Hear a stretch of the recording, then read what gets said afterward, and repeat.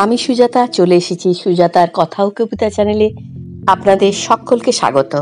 আজ নিয়ে এসেছি একটা ছোট গল্প, আনন্দবাজার অনলাইন থেকে নেওয়া সংগৃহীত গল্প টুকুসের মা। অফিস নেই বলে দেবব্রত বিছানা ছাড়ল না। ছেলের পাশেই শুয়ে তার গায়ে মাথায় হাত বুলিয়ে দিতে লাগলো। ছেলেটা বড্ড সর্দি কাশিতে ভোগে। আলস্য জড়ানো চোখে ঘড়ি দেখল দেবব্রত। 7:15। টুকুসটা ঘুমোচ্ছে। গভীর ঘুমে 4 বছরের ছোট্ট বুকটা ক্রমাগত ওঠানামা করছে। একটু সাঁই সাঁই শব্দও হচ্ছে। গত দুরাত একেবারেই ঠিক করে ঘুমোতে পারেনি ছেলেটা। সর্দি কাশি বেশ ভালোই ধরেছিল, সামান্য উত্তাপও ছিল গায়ে। আজ রবিবার, অফিস নেই বলে দেবব্রত বিছানা ছাড়ল না। ছেলের পাশেই শুয়ে তার গায়ে মাথায় হাত বুলিয়ে দিতে লাগলো। ছেলেটা বড্ড সর্দি কাশিতে ভোগে, একদম মায়ের ধাত পেয়েছে। অদিতিরও একটুতেই ঠান্ডা লেগে যেত। টুকুস জন্মানোর আগে কি ভীষণ সাবধানে থাকত, তবু শেষ রক্ষা হলো কোথায়? প্রথম থেকেই অসম্ভব শ্বাসকষ্ট। বারবার ইনহেলার ব্যবহার করেও কষ্ট লাঘব হচ্ছিল না। ডাক্তারবাবুরও কড়া অ্যান্টিবায়োটিক দিতে দ্বিধা ছিল। অবশেষে মাস 3 আগেই বাধ্য হয়ে প্রি ডেলিভারি। টুকুসের ছোট্ট শরীরটা যখন প্রথম পৃথিবীর আলো বাতাস গ্রহণ করছে, তার মা তখন অন্ধকারের দেশে। অক্সিজেন এবং সব রকম সাপোর্ট সিস্টেমকে অগ্রাহ্য করে ছেলের মুখ না দেখেই অদিতি চিরতরে ঘুমিয়ে পড়েছিল। দেবব্রত ছেলের গায়ে পাতলা চাদরটা টেনে দিয়ে কপালে আলতো চুমু খেয়ে নেমে এলো একতলায়। বাবা সোফায় বসে, চোখ খবরের কাগজে নিমগ্ন। মা প্রতিদিনের মতো মিনা পিসির সঙ্গে রান্নাঘরে ব্যস্ত। নাতিবাবু ওঠার আগেই যত তাড়াতাড়ি সম্ভব কাজকর্ম গুছিয়ে নেওয়ার চেষ্টা চলছে। চায়ে চুমুক দিতেই রবিবাসরীয়টা এগিয়ে দিল বাবা। গত সপ্তাহে এই বিজ্ঞাপনটা দেখেছিলাম। আজও পাত্রচাই কলামে এদের একই বয়ানে বিজ্ঞাপন। একবার পড়ে দেখ। দেবব্রত বিরক্ত হয়ে বলল, কাগজের অন্য কোনো খবরে কি তোমার কোনো ইন্টারেস্ট নেই? শুধু পাত্রীদের ঠিকুজি কুষ্টিতেই যত আগ্রহ। এবার বাবার গলা বেশ গম্ভীর। টুকুসের পিছনে ছুটতে ছুটতে তোর মায়ের কি অবস্থা হচ্ছে তা নজরে পড়ে? রাতে হাঁটুর যন্ত্রণায় ঘুমোতে পারে না, মুড়ি মুড়কির মতো পেন কিলার খায়। বাবাকে থামিয়ে দিয়ে দেবব্রত বলল, আমি মায়ের কষ্ট যথেষ্ট বুঝি। তোমাদের দুজনেরই যা বয়স ও অসুস্থতা, তাতে একটা দুরন্ত বাচ্চাকে সামলানো অসম্ভব। সেজন্যই বারবার আয়া রাখতে চেয়েছি। আর আমরাও বারবার বলেছি যে মা মরা শিশুটার ঠিকমতো যত্নের প্রয়োজন, যা মাইনে করা লোক দিয়ে হয় না। বাবার শটান জবাব। সকাল সকাল এ ধরনের কথা শুনতে অসহ্য লাগছিল। তাই টুকুসের ঘুম ভাঙল কিনা দেখি বলে দেবব্রত দোতলায় উঠে টুকুসের পাশে শুয়ে পড়ল। ছেলেটা এখনো গভীর ঘুমে। কাছেই একটা স্কুলে ভর্তি করানো হয়েছে টুকুসকে। স্কুলটা তেমন নাম করা নয়, কিন্তু বাবার আসা যাওয়ার সুবিধে হয়েছে। ছেলেটা ছোট্ট আঙুলগুলো দিয়ে দাদুর শিরা ওঠা হাত আঁকড়ে বাড়ি ফেরার পথে ফ্যালফেলিয়ে তাকায় অন্য শিশুদের দিকে। মায়ের আঁচল দিয়ে সন্তানদের মুখ মুছিয়ে দেয়, টিফিন বক্স থেকে জোর করে খাইয়ে দেয়, কোলে তুলে নেয়। প্রতিনিয়ত জীবনের গল্প বদলে যায়। জীবন থেকে টুপটাপ ঝরে যায় সুখ, শান্তি, আশা, আকাঙ্ক্ষার শিশির বিন্দু। বইতে থাকে মন খারাপের গুমোট বাতাস। দুপুরে খাবার টেবিলেও সেই একই প্রসঙ্গ। বাবাকে এমন জোরাজুরি করতে আগে দেখেনি দেবব্রত। মারও মুখ থমথমে। খবরের কাগজের পাতাটা তার দিকে এগিয়ে দিল বাবা। একটা বিজ্ঞাপনে গোল দাগ দিয়ে মার্ক করা। দেবব্রত অনিচ্ছার সঙ্গে চোখ বোলালো। রিটায়ার্ড ভদ্রলোকের একমাত্র কন্যা, ফর্সা, 5 ফুট 3 ইঞ্চি উচ্চতা, ইত্যাদি মামুলি ডেসক্রিপশন। একটা জায়গায় হঠাৎ চোখ আটকে গেল দেবব্রতর। বিজ্ঞাপনের শেষ লাইনে লেখা, শিশু সন্তান সহ বিপত্নিক ছাড়া যোগাযোগ নিষ্প্রয়োজন। বছরখানিক ধরেই খবরের কাগজের বিজ্ঞাপন দেখে বেশ কিছু পাত্রীপক্ষের সঙ্গে যোগাযোগ করেছে বাবা। তারা প্রথমে দেবব্রতর ব্যাংকে চাকরির কথা শুনে বেশ আগ্রহ দেখিয়েছে। ছেলে আছে শুনে পরে পিছিয়েও গেছে। তাদের মধ্যে ডিভোর্সি বা বিধবা সবই ছিল। এই মেয়েটি অবশ্য ওরকম কোনো দলেই পড়ে না। তাহলে এরকম অদ্ভুত শর্ত? দেবব্রতর মন থেকে খচখচানিটা যাচ্ছে না। টুকুসকে মায়ের স্নেহ ভালোবাসা পাইয়ে দেওয়ার জন্য বাবা মা এতটাই মরিয়া হয়ে উঠেছে যে তাদের মনে কোনো রকম সন্দেহের উদ্রেক হচ্ছে না। পরদিন সকালে দেখা গেল টুকুস বেশ সুস্থ, পুরো দমে দুরন্তপনা শুরু করে দিয়েছে। দাদু ঠাম্মার চোখে অবশ্য সে নাকি এখনো পুরোপুরি সেরে ওঠেনি, তাই তাকে স্কুলে পাঠানো উচিত নয়। এবং এ ব্যাপারে দেবব্রতর ওজোর আপত্তি টিকল না। যা ইচ্ছে করো, আমি আর কি বলবো বলে সে বেরিয়ে পড়ল। দেবব্রত নিশ্চিত যে বাড়ি ফিরে দেখবে বাবা চোখ বুজে ইজি চেয়ারে আধশোয়া, মা হাঁটুতে ব্যথার মলম ঘষছে এবং তাদের নাতিবাবু কার্টুন দেখতে দেখতে হেসে গড়িয়ে পড়ছে। মনটা বিষাদে ডুবে তেতো হয়ে আছে। যদি টুকুসের মায়ের বদলে বাবা চিরবিদায় নিত, তবে কি টুকুসকে সামলাতে না পেরে অদিতিকে বিয়ে করতে বাধ্য হতে হতো? না, এখানেই নারী জাতির বিশেষত্ব। ওরা একসঙ্গে সব পারে। অনেক আগে তারা শুধু সংসার সামলাতো, এখন ঘরের সঙ্গে সঙ্গে বাইরের দুনিয়াতেও অংশ নেয়। তা বলে তারা কিন্তু সংসার চালানো ভুলে যায়নি, দুহাতে দুদিকেই সমানভাবে ধরে রাখতে পারে। একজন পুরুষ মানুষ সেরকম পারে কি? হয়তো দুটো ক্ষেত্রেরই ব্যতিক্রম আছে, হয়তো কেন, নিশ্চয়ই আছে। কিন্তু ব্যতিক্রম তো নিয়মকেই প্রমাণ করে। সে তো নিজেকে দিয়ে বুঝেছে যে ঘর আর বাইরে একসঙ্গে সামলানো তার পক্ষে সম্ভব হচ্ছে না। বড্ড দিশেহারা লাগছে আজকাল। দেবব্রত প্রায়ই কল্পনা করার চেষ্টা করে অদিতি থাকলে সে কেমন করে টুকুসকে আদর করত, বায়না মেটাতো। সে পারে না ভাবনার তরঙ্গ ছড়িয়ে দিতে। কল্পনা হোঁচট খেয়ে থমকে যায়। মনে পড়ে বিয়ের পরে বড়দিনের ছুটিতে তাদের পাহাড়ে যাওয়া। অদিতির সে কি উচ্ছ্বাস! চটকপুরে সেবার বরফ পড়েছিল। ভোরবেলা হোমস্টের কাচের জানালা দিয়ে বরফ পড়ে থাকতে দেখে দেবব্রতকে জোর করে ঘুম থেকে টেনে তুলেছিল। তারপর সোজা বাগানে, ঘাসে চারা গাছের মাথায় তখনও তুলো তুলো তুষার। আজও দেবব্রত দেখতে পায় অদিতির পাগলামি। একবার পিঁজা বড় পাঁচলা ভরে তুলে নিয়ে চেপে বল তৈরির চেষ্টা করছে। পর মুহূর্তেই দেবব্রতকে তাড়া দিচ্ছে ক্যামেরা নিয়ে আসার জন্য।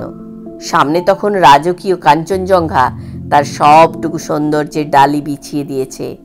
তার আভা অদিতির কপালে গালে মাখামাখি। আর আজ রাস্তায় চোখ নামিয়ে হাঁটে দেবব্রত।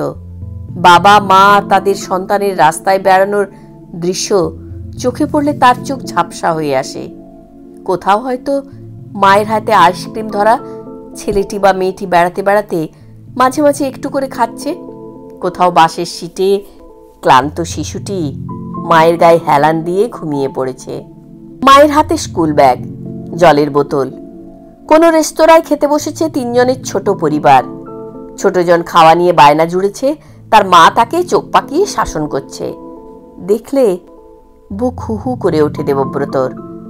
নিজেকে বড় দুর্ভাগা মনে হয় ওর। সেই সঙ্গে টুকুসকেও। কেন যে ওর সঙ্গে এরকম হতে হলো?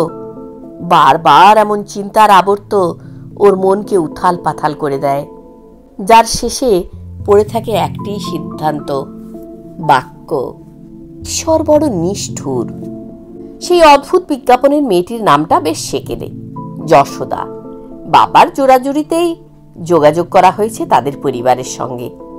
দেখা করতে যেতে নিমরাজি হয়েছে দেবব্রত। সেখানেও অপক্ষ থেকে এসেছে এক অদ্ভুত অনুরোধ। পাত্রীর বাবার একান্ত অনুরোধ যে তার মেয়ের ইচ্ছানুসারে প্রথমবার সাক্ষাতে দেবব্রত যেন টুকুসকে নিয়ে ওদের বাড়িতে যায়। অপরিচিত জায়গায় অচেনা লোকজনের মাঝে টুকুসকে নিয়ে যেতে দেবব্রত বিশেষ রাজি হয় না। মা হারা ছেলে বলে সকলে বড় করুণার চোখে দেখে ওকে। আত্মচোখে সকলের করুণার পাত্র হিসেবে দেখতে ভালো লাগে না দেবব্রতর। তাই দেবব্রত ওর আপত্তির কথা জানালো ওর বাবাকে। কি দরকার, আগে চেনা জানা হোক, তারপর না হয় কখনো। বাবা বললেন, চিন্তা করিস না, আমিও তো যাচ্ছি, নাতিবাবুর কোনো অসুবিধে হবে না। তাছাড়া কথাবার্তা বলে দেখেছি ওরা বেশ সজ্জন ও অমায়িক। শেষ পর্যন্ত দাদুর মতই বহাল রইল। দাদু আর বাবার সঙ্গে টুকুস তখন বেড়াতে যাওয়ার জন্য উদগ্রীব। ক্যাব বুক করা হলো। হাওড়া থেকে এসে ডায়মন্ড হারবার রোডে পড়তেই টুকুস ঘুমিয়ে কাঁদা। টুকুসের ঘুম যখন ভাঙল তখন তারা মেয়ের বাড়ি পৌঁছে গেছেন। ঘুম ভেঙে সে বড় বড় চোখে চারপাশ দেখছে। দেবব্রতর বাবা আর পাত্রীর বাবা গল্প করছেন। পাত্রীর মা টুকুসকে কোলে নিয়ে ভেতরে গেছেন। দেবব্রতর দৃষ্টি মোবাইলে, কিন্তু মনে মনে পাত্রীর এমন অদ্ভুত চাহিদার কারণ হাতড়াচ্ছেন। সন্তান সহ বিপত্নিক ছাড়া যোগাযোগ নিষ্প্রয়োজন। কেন এমন চাহিদা? হঠাৎ দেবব্রতর কানে এলো দুটি অসমবয়সী গলার হাসি আর কথার আওয়াজ। বাগান থেকে ভেসে আসছে। শিশু কণ্ঠটি টুকুসের আর নারী কণ্ঠটি পাত্রীর। টুকুসের সঙ্গে অল্প সময়ের মধ্যেই দেখা যাচ্ছে ভাব জমিয়ে নিয়েছে। সিঙাড়া, মিষ্টি, চা সবই খাওয়া শেষ। টুকুসকে কোলে নিয়ে যশোদা এসে বাবার পায়ে হাত দিয়ে প্রণাম করল। দেবব্রত এক পলক তাকিয়ে বুঝল মেয়েটি একটুও সাজগোজ করেনি। টুকুসকে পাশে নিয়ে সে সোফায় বসল। এই সরলতা, একটি শিশুকে আপন করার চেষ্টা, এসব কি কৃত্রিম? দেবব্রতর মন অদ্ভুত দোলাচলে আন্দোলিত হচ্ছে। এতটুকু আলাপে টুকুস নবপরিচিত মানুষটির মধ্যে কি এমন দেখল যে তার কাজ ছাড়া হচ্ছে না? কোল ঘেঁষে বসে হাতে একটা চকোলেট নিয়ে সকলের মুখের দিকে দেখছে। শিশুরা নাকি ভালোবাসা চিনে নিতে পারে। তবে কি দেবব্রতর সন্দেহ অমূলক? দেবব্রতর সম্বিত ফিরল। অভিভাবকরা তাদের দুজনকে কিছু কথা বলে পরিচিত হওয়ার সময় দিয়ে ঘর থেকে বেরিয়ে গেলেন। যশোদা সপ্রতিভ গলায় বলল, আপনার ছেলের সঙ্গে আমার কিন্তু বেশ ভাব হয়ে গেছে। মাঝে মধ্যে ওর সঙ্গে যদি ফোনে কথা বলি তাতে আপনার আপত্তি নেই তো? দেবব্রত সম্মতি দিয়ে বলল, কথা বলবেন, তবে ও কিন্তু খুব চঞ্চল, উল্টোপাল্টা বকেই যায়, থামাতে পারা যায় না। টুকুসের এখন কোনো দিকে লক্ষ্য নেই। চকোলেট খেতে খেতে মাটিতে নেমে একটা প্লাস্টিকের ফুটবলে শট মারছে। দেওয়ালে ধাক্কা খেয়ে বলটা আবার ওর কাছেই ফিরে আসছে। দেবব্রতর অস্বস্তি হতে লাগলো। কথাবার্তা বেশি দূর এগোনোর আগেই তাকে প্রশ্নটা করতেই হবে। সে গলা খাকারি দিয়ে বলল, একটা প্রশ্ন ছিল, আপনি বিজ্ঞাপনে এমন শর্ত দিয়েছেন কেন? দেবব্রতর মনে হলো যশোদার মুখটা হঠাৎ যেন করুণ হয়ে উঠল। চোখ দুটো ভিজে গেল। আসলে কৌতূহল থেকে জানতে চাইলাম, যদি একান্ত অসুবিধা থাকে তাহলে না হয় থাক। দেবব্রতর গলায় খানিক জড়তা। ঈষৎ ধরা গলায় উত্তর এলো, বাবা কিন্তু আপনার বাবাকে সবকিছু বলেছেন, আপনাকেই শুধু জানানো হয়নি। আসলে আমি চেয়েছিলাম আপনাকে সরাসরি সব জানাতে। সত্যিটা জানার পর আপনি কিভাবে সেটা নেবেন তার উপরই বাকি সবকিছু নির্ভর করছে। দেবব্রত কোনো কথা না বলে চোখে প্রশ্ন নিয়ে তাকিয়ে থাকে। একটু থেমে যশোদা বলতে লাগলো, আজ থেকে 3.5 বছর আগে আমার ইউটেরাসে বেশ কিছু সিস্ট ধরা পড়ে। তাছাড়াও ইউটেরাসের মুখ প্রায় বন্ধ করে রেখেছিল দুটো বড় বড় টিউমার। বাবা বেশ কয়েকজন বিশেষজ্ঞের পরামর্শ নিয়েছিলেন। সবারই একমত ইউটেরাসটা বাদ দিতে হবে। তারপর অপারেশন করার সময় ওভারিটাও বাদ হয়ে গেছে। জানেন, আমি এসব কিছুই জানতাম না, পরে জেনেছি। জেনে খুব ভেঙে পড়েছিলাম। আসলে আমি ছোট থেকে খুব বাচ্চা ভালোবাসি। মনে মনে ভাবতাম বিয়ে করেই খুব তাড়াতাড়ি মা হয়ে যাব। এখনকার যুগে এমন স্বপ্ন মনে হয় খুব একটা কেউ দেখে না। বেশিরভাগ মেয়ে খুব কেরিয়ার সচেতন। আমি সেখানে শুধু একজন ভালো মা হতে চাইতাম। আমার বছরের পর বছর ধরে গড়ে তোলা সেই স্বপ্নের ইমারত ধূলিসাৎ হয়ে গেল। এতটাই যন্ত্রণায় ছিলাম যে গভীর ডিপ্রেশনে চলে গিয়েছিলাম। কাউন্সেলিংও খুব একটা কাজ দেয়নি। মনের ডাক্তার ঘুমের ওষুধ দিলেন। দেবব্রত দেখছিল জলভরা চোখে পাথরের মতো বসে থাকা একটি মেয়ের শুধু ঠোঁট নড়ছে আর কিছু যন্ত্রণাদীর্ণ স্মৃতি উচ্চারিত হচ্ছে। এখন শুধুই স্তব্ধতা, টুকুসের ফুটবল খেলা হয়ে গেছে। সে কখন যেন সোফায় উঠে বসেছে যশোদার গা ঘেঁষে। বড় বড় চোখে যশোদার মুখের দিকে তাকিয়ে তার কষ্টের কারণ বোঝার চেষ্টা করছে, আর নিঃশব্দে চকোলেট মাখা আঙুল যশোদার শাড়ির আঁচলে মুছে চলেছে। ধরা গলায় যশোদা বলতে লাগলো, আমি একটু একটু করে সামলে নিচ্ছিলাম, তারপর বাবা মাকে জানিয়েছিলাম আমার ইচ্ছের কথা। এমন জায়গায় যেন আমার বিয়ে দেওয়া হয় যেখানে মা হারা কোনো শিশুকে আমি যেন আঁকড়ে ধরে বাঁচতে পারি। অনেকে পরামর্শ দিয়েছিল বিয়ের পর বাচ্চা দত্তক নেওয়ার কথা, কিন্তু এতে আমার মন সায় দেয়নি। কেন? দেবব্রত জানতে চাইল। দত্তক নেওয়া নিঃসন্দেহে মহৎ কাজ, কিন্তু ভেবে দেখুন, আমি তো কখনো কোনো সত্য গোপন করতে পারবো না, আর আমার সন্তান ধারণে অক্ষমতার কথা জেনে কেই বা বিয়ে করতে চাইবে? এমন তো অনেক শিশু থাকে যাদের শুধু মায়ের কোল ছাড়া সব আছে। তেমন কাউকে আঁকড়ে ধরে প্রাণ ঢেলে ভালোবাসতে চেয়েছিলাম। টুকরো হয়ে যাওয়া স্বপ্নকে সত্যি করতে চেয়েছিলাম। জানালা দিয়ে এক চিলতে মিঠে আলো এসে যশোদার মুখে পড়েছে, কোণে দেখা আলো। টুকুস খেলতে খেলতে ক্লান্ত হয়ে সোফায় বসে ঢুলছে। যশোদা কোলে শুইয়ে তার চুলে বিলি কেটে দিচ্ছে। টুকুসের মুখটা হাসি মাখা। মায়ের মুখে শুনেছে একে নাকি দেয়ালা বলে। ও কি ভালো কোনো স্বপ্ন দেখছে? আর দেবব্রত দেখছে টুকুসের চুলে যেন একটা ময়ূরের পালক, ওকে ঠিক একটা ছোট্ট গোপালের মতো লাগছে। সেই ছোট্ট রাখাল রাজাকে যশোদা মা ঘুম পাড়াচ্ছে। একটু পরে ঘুম ভেঙে দুষ্টুমি করে যশোদা মাকে নাজেহাল করবে আর খিলখিল করে হাসবে। দেবব্রতর মনে হয় অনেক না পাওয়া টুকরো জোড়া দিয়ে সকলের অলক্ষ্যে যে ঈশ্বর পূর্ণতা নির্মাণ করে চলেছেন অক্লান্তভাবে, তিনি সবসময় নিষ্ঠুর নন। কখনো কখনো তার দয়ার আলো অনেক অন্ধকার মুছে দেয়। কেমন লাগলো আজকের গল্পটি?